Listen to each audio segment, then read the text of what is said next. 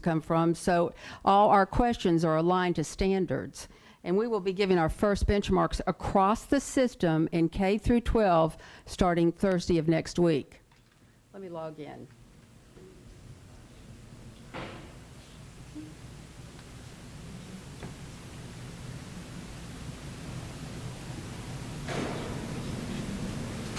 Oh. Just told me not to let this happen. I am on the right side, yeah.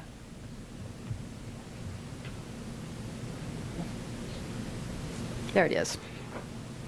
All right, this is our dashboard, and you can see here's our total enrollment. Here's our dropout rate, our special ed students, our LEP students, our chronic tardiness, our daily attendance, and our chronic absences. So, and we also have our benchmark test on here, and we can drill down, for example, to daily attendance. We can go from looking at just the school system. We can look at the daily attendance across each school. If you're green, you're good. If you're orange, you're not.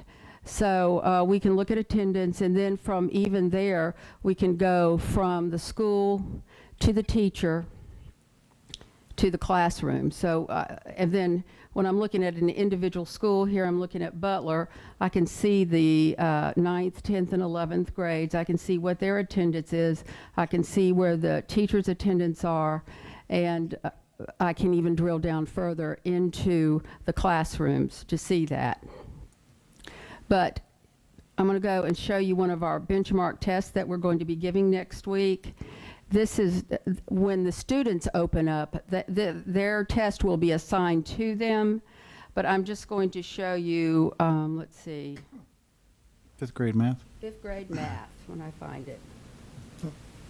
Here.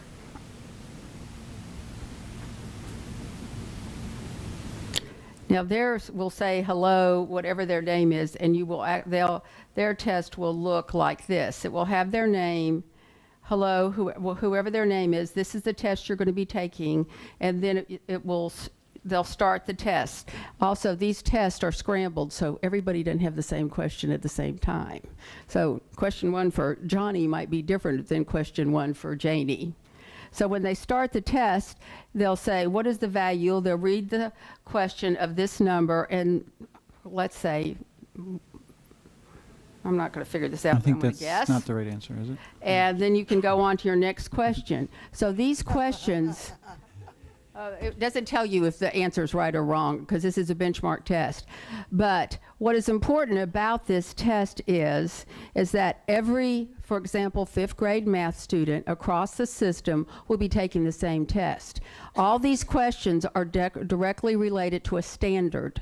So at the end of the test period, we will know by teacher, by school, by student, where we have our strong standards, where we have our weak standards. So it's not like this school is taking one test and this school is taking another test.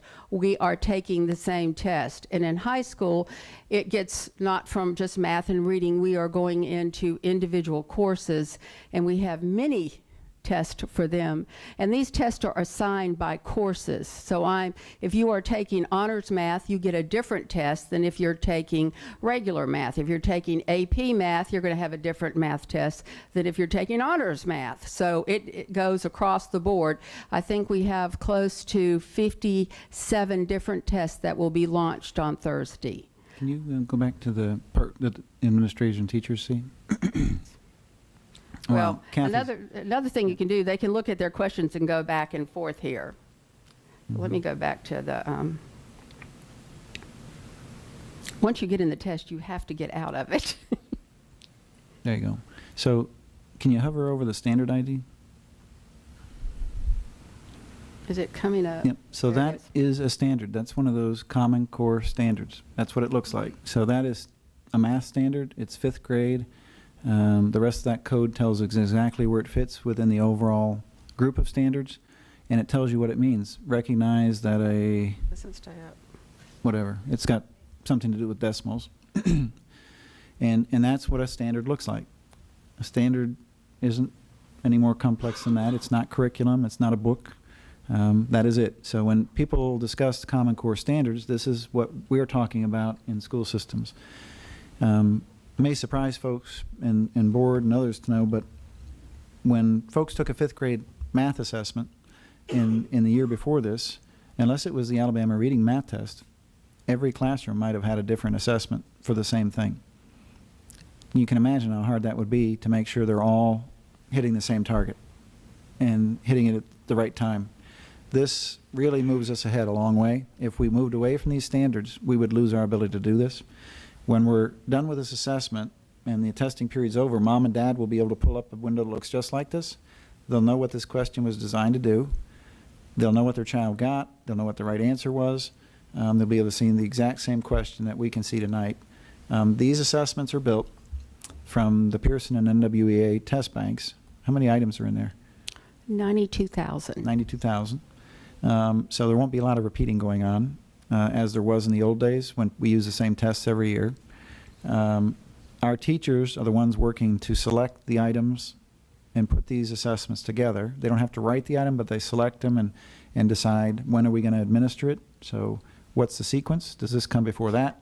And does this come later in the year? How broadly do we assess? And so our teachers are the ones creating these assessments. So when folks talk about Washington, D.C. doing it, it's actually our teachers doing it. Is there anything else to mention on this? Also, you wanted me to show, let me go back to the PowerPoint, what, Right. Here is an actual, We have to go to dead data now because I for can't privacy show reasons. actual student data live. I would have to go to jail tonight, and I don't want to. So, but here is a student with no names or anything. And this student last spring, because I'm loading all of our standardized tests, like this is, if you look, this student took the end of course, right here it says level English 9 ACT end of course at Butler High School. And the student right here, it shows that the student made a 162, which shows the student is at or above college readiness benchmark level. So, but it also takes it down to, in Common Core, we have domains: critical reading, mechanics of writing, modes of writing, and reading comprehension. And this student got, in this one area, 21 out of 26 points, 9 out of 10 points for mechanics of writing, 6 out of 6 points for modes of writing, and 22 out of 29 for reading comprehension. So not only are we putting data, we're putting our student data in there, so each student, you can see. We don't have to go to the CUME folder. We don't have to open the CUME folder and walk down. It is right there for the teacher to look at the student's data. And here's another sample. Mom and Dad will be able to see that too, right? Yes. Mm-hmm. And here are the, I think this is the same student, but this is STAR math and reading scores from last year. And to us, we know the scale scores, that doesn't tell me much, but this student was in the 74 percentile and percentile rank and is at above benchmark for her grade level. And in math, this is a 69. So, no, backwards, 69 for reading, 74 for math.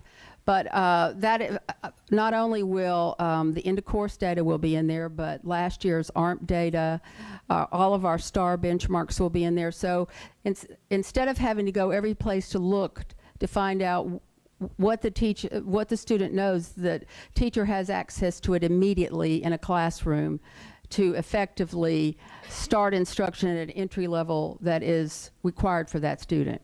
Mm-hmm. So no health records, no religious records. All this is academics. This is academics. So when you hear about the Common Core and all the stuff that Common Core is going to do, this is what it does. It's about your child, their academic progress, information that helps us guide instruction, gives you information about college readiness. We're not keeping track of, any of that other stuff you may have heard about from their health information or any of that else in here.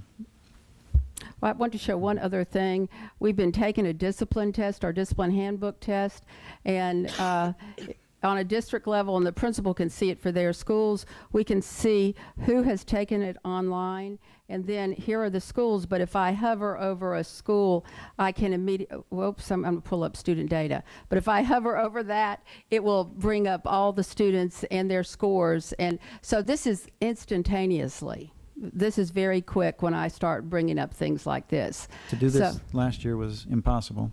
Yeah. Right. That Couldn't be done. you take a test, it's there, it's linked, it's over with, it's Right. done, it's filed. Thanks. Thank you. You want to do this after we vote?